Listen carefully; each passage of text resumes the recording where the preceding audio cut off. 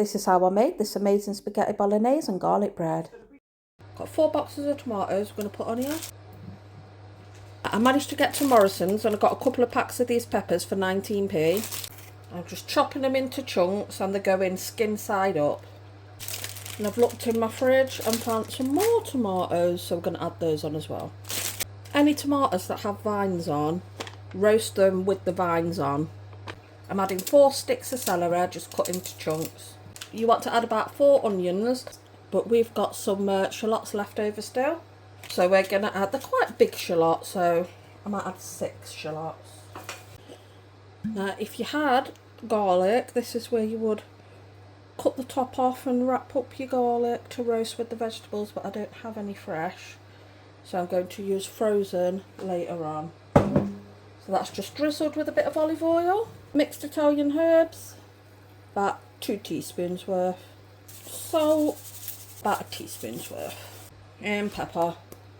Mix it in and roast it in the oven at 180 degrees for 45 minutes.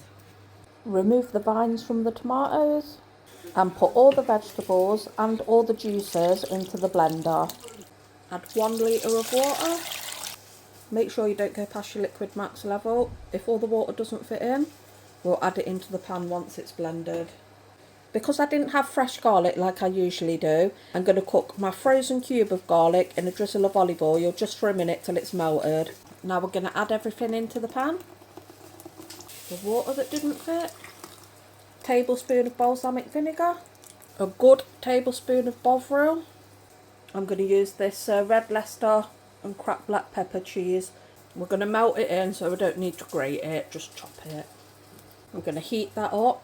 Once the cheese is melted, this is where you're going to taste it and see if you want any more salt and pepper. Just taking these out the freezer, so we're going to make some garlic bread. I'm using the garlic butter I made in a previous video. Grate on some cheddar cheese and put them in the air fryer for 2 minutes until the cheese goes melty.